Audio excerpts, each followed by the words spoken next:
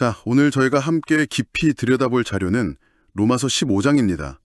이 자료를 쭉 읽어보니까요. 이게 그냥 어떤 종교적인 가르침이라기보다는 뭐랄까 하나의 공동체를 어떻게 건강하게 만들고 또 그 힘으로 세상 끝까지 어떻게 나아갈지에 대한 아주 구체적인 프로젝트 계획서 같더라고요. 네, 맞습니다.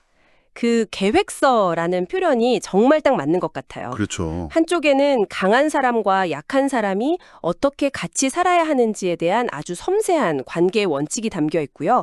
또 다른 한쪽에는 지중해를 가로질러서 당시 세상의 끝으로 여겨졌던 스페인까지 가려는 정말 담대한 비전이 담겨 있거든요.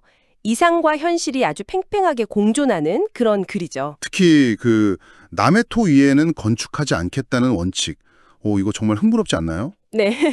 오늘 이 자료를 깊이 파고들면서 한 공동체를 세우는 원리가 뭔지, 그리고 아무도 가지 않은 길을 가려는 개척자의 생각과 고민은 어땠을지 한번 생생하게 따라가 보겠습니다. 그럼 바로 첫 부분부터 시작해보죠. 1절을 보면 우리 강한 자가 마땅히 연약한 자의 약점을 담당하고 자기를 기쁘게 하지 아니할 것이라는 문장이 나오는데요. 솔직히 요즘 세상과는 좀 다른 이야기 같아요. 그렇죠. 보통 강하다는 건 더 많은 걸 누리고 뭐 자기 뜻대로 할 수 있다는 의미로 쓰이잖아요. 근데 여기서는 강자의 첫 번째 의무가 책임이라고 하네요. 그렇죠. 완전히 역발상인 셈이죠. 여기서 말하는 강함이라는 게 권력이 아니라 능력에 가깝거든요.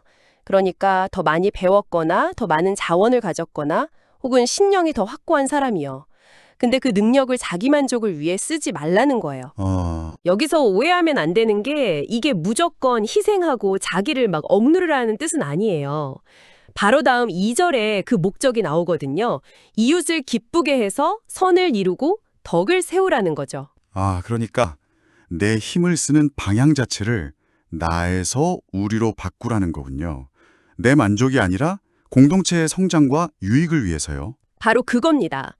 이건 그냥 소극적인 배려를 넘어서는 거예요. 공동체를 세우기 위해 내 힘을 아주 적극적으로 사용하라는 굉장히 능동적인 요구인 거죠. 그러면서 3절에 그리스도의 예를 딱 들잖아요. 네네. 이 원칙이 그냥 좋은 말이 아니라 우리가 따라야 할 가장 중요한 모델이 있다는 걸 확실하게 보여주는 겁니다. 그 원칙이 7절로 가면서 한 단계 더 발전하는 것 같아요. 너희도 서로 받으라고요. 처음에는 강한 자가 약한 자의 약점을 담당하는 약간 일방적인 것처럼 들렸는데 이제는 서로가 서로를 받아들이는 상호적인 관계로 바뀌네요. 그 흐름을 정확히 보셨어요. 담당에서 상호 수용으로요. 근데 여기서부터 이야기가 정말 스케일이 확 커집니다. 그런가요? 네, 7절까지는 교회 내부의 관계 이야기 같았는데 9절부터 갑자기 이방인, 열방 이런 단어들이 막 쏟아져 나오기 시작해요. 이건 정말 의도적인 전환이거든요. 그러네요. 갑자기 시야가 확 넓어지는 느낌인데요? 교회 안에 있던 유대인, 이방인 사이의 갈등을 넘어서서 전 세계 모든 민족을 향한 이야기로 확장되는군요. 맞습니다. 열방들아 주의 백성과 함께 즐거워하라. 라든지 12절의 열방이 그에게 소망을 두리라는 구절이 바로 그런 맥락이었군요. 보여주는 거예요. 작은 공동체 안에서의 건강함이 없으면 더 큰 비전도 그냥 공허한 구호에 그칠 수 있다는 거죠. 이 두 개가 아주 긴밀하게 연결되어 있어요. 내부의 결속이 외부로의 확장으로 이어진다. 와, 굉장히 설득력 있네요. 이 거대한 비전이 이제 글쓴이 바울 자신의 이야기로 자연스럽게 연결되는 것 같습니다. 네. 16절에서 자신을 하나님의 복음의 제사장이라고 부르면서 이방인을 제물로 드린다는 표현을 쓰는데 이 비유는 좀 강렬하면서도 약간 낯설게 느껴져요. 아주 강력한 자기 정체성을 보여주는 비유죠. 이걸 현대적으로 좀 비유하자면 마치 최고의 장인이 자기 일생의 역작을 바치는 것과 같아요. 역작이요? 네. 그런데 그 역작이 금이나 은으로 만든 물건이 아닌 거죠. 바울에게 있어서 하나님께 드릴 최고의 재물이자 작품은 바로 이방인들이 믿음을 통해 변화되고 거룩한 공동체로 세워지는 것, 그 자체였던 거예요. 자기 사역의 가치와 목적을 이 한 문장에 응축시킨 셈입니다. 와, 그렇게 들으니까 정말 다르게 다가오네요. 자신의 일이 아니라 그 일을 통해 변화된 사람들이 곧 자신의 작품이라는 거군요. 그리고 여기서 그 유명한 원칙이 등장합니다. 20절, 남의 터 위에 건축하지 아니하려 함이라. 아니, 현대 경영학 관점에서 보면 이건 정말 비효율적인 전략 아닌가요? 하하, 정말 그렇죠. 보통은 어느 정도 시장이 형성된 곳에 들어가서 점유율을 뺏어오는 게 더 쉽고 빠른 길이잖아요. 왜 굳이 아무것도 없는 허허벌판에서 시작하려고 했을까요? 만약 바울이 경영 컨설팅을 받았다면 아마 레드오션을 피하고 블루오션을 개척하라는 조언을 들었을지도 모르겠네요. 하하, 맞아요. 이게 바로 그의 핵심 철학인 개척자 정신이에요. 그는 다른 사람이 이미 뿌려놓은 씨앗을 거두는 데에는 전혀 관심이 없었어요. 이미 교회가 세워진 곳에 가서 자신의 영향력을 과시하거나 기존의 성과에 숟가락을 얹는 걸 의도적으로 피한 거죠. 그게 뭐 자존심 문제였을까요? 아니면 다른 더 깊은 이유가 있었을까요? 자존심이라기보다는 소명의식에 가깝다고 봐야죠. 그는 자신의 역할이 최초의 씨앗을 뿌리는 사람이라고 명확히 정의했던 것 같아요. 아, 21절에 인용된 구절이 그 증거죠. 주의 소식을 받지 못한 자들이 볼 것이요 듣지 못한 자들이 깨달으리라. 그는 이 말씀을 자신의 사명선언 문처럼 여겼던 거예요. 아무도 가지 않은 곳, 복음이라는 개념 자체가 존재하지 않는 곳에 처음으로 그 소식을 전하는 것. 그게 바로 하나님이 자신에게만 맡긴 특별한 임무라고 믿었던 거죠. 자신만의 길을 가겠다는 아주 확고한 원칙이군요. 그리고 그 원칙이 이제 구체적인 지도 위로 펼쳐집니다. 서바나, 즉 스페인으로 가겠다는 계획이요. 네, 맞습니다. 19절을 보면 예루살렘에서 시작해서 일로리곤, 지금의 발칸반도 서부까지 복음을 전했다고 하니 이미 어마어마한 거리를 이동한 거잖아요. 그런데도 만족하지 못하고 당시 사람들이 생각하던 땅의 서쪽 끝, 스페인까지 가려고 한 거네요. 네, 그의 지도는 거기서 멈추지 않았던 거죠. 그런데 그 원대한 목표인 스페인으로 가기 위해 아주 중요한 중간 기착지가 필요했습니다.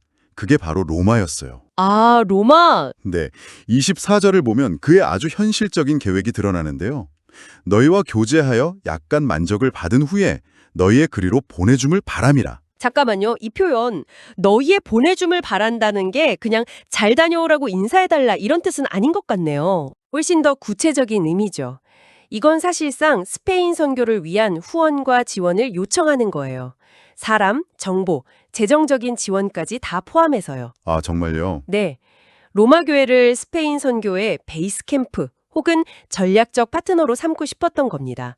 그러니까 이 편지는 단순히 안부를 묻는 글이 아니라 자신의 다음 프로젝트를 위한 일종의 투자 제안서 성격도 띠고 있는 거죠. 와, 대담한데요. 자신의 비전을 공유하고 그 비전을 실현하기 위해 로마 교회에 동참해달라고 공식적으로 요청하는 거군요. 근데 계획을 보면 더 의아한 점이 있어요. 스페인은 서쪽인데 정반대 방향인 동쪽에 예루살렘으로 먼저 간다고 하잖아요. 맞아요. 그것도 마게도니아와 아가야, 즉 그리스 지역의 교회들이 모은 헌금을 전달하기 위해서요. 이건 정말 큰 우회로인데 왜 이 일을 그렇게 중요하게 여겼을까요? 그게 이 계획의 핵심 중 하나입니다. 단순한 구제 헌금 전달, 그 이상이었어요. 여기에는 엄청난 상징적 그리고 전략적 의미가 담겨 있었습니다.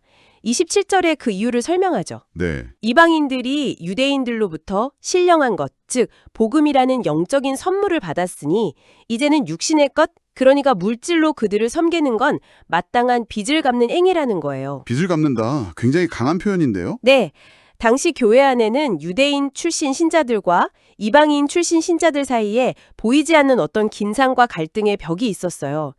그런데 이방인 교회가 자발적으로 모은 헌금을 경제적으로 어려웠던 예루살렘의 유대인 교회에 전달하는 이 사건은 그들이 더 이상 둘이 아니라 그리스도 안에서 하나라는 걸 눈에 보이게 증명하는 아주 강력한 퍼포먼스였던 거죠. 아, 서로 다른 두 공동체의 연대와 일치를 보여주는 바울에게는 스페인 선교만큼이나 중요한 프로젝트였습니다. 그렇군요. 자신의 최종 목표를 잠시 미루더라도 공동체의 하나됨을 먼저 세우는 게 우선이었군요. 하지만 그 길이 순탄하지만은 않을 거라고 예상했던 것 같아요. 맞습니다. 마지막 부분인 30절부터 32절을 보면 자신을 위해 기도해달라는 요청이 아주 절박하고 구체적이에요. 네, 여기서 우리는 그 거대한 비전을 가진 개척자의 인간적인 면모를 엿볼 수 있어요. 두 가지를 기도해달라고 하죠. 첫째는 유대에 있는 반대자들에게서 목숨을 건지는 것. 네.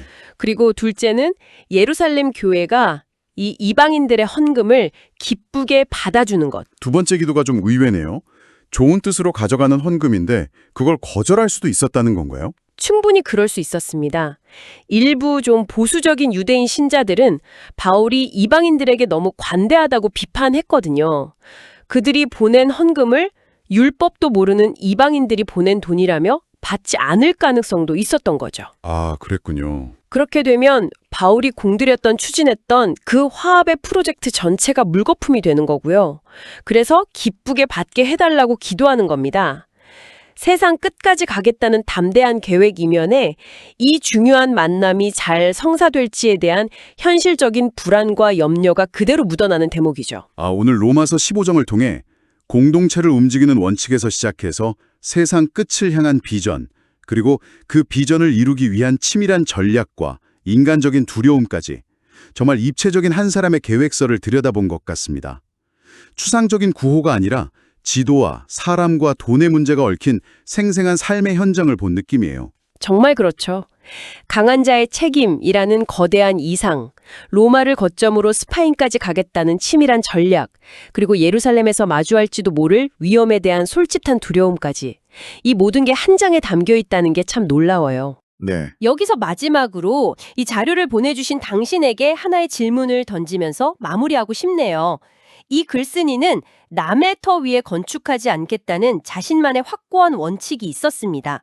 그렇다면 수많은 정보와 성공 공식이 넘쳐나는 오늘날 당신의 삶에서 개척해야 할 남의 터가 아닌 나만의 터는 어디일까요? 그게 꼭 거창한 사업이나 새로운 장소가 아니어도 괜찮습니다. 기존의 방식에 안주하지 않고 나만의 방식으로 새롭게 씨앗을 뿌려야 할 영역은 무엇인지 한번 생각해 보시는 건 어떨까요?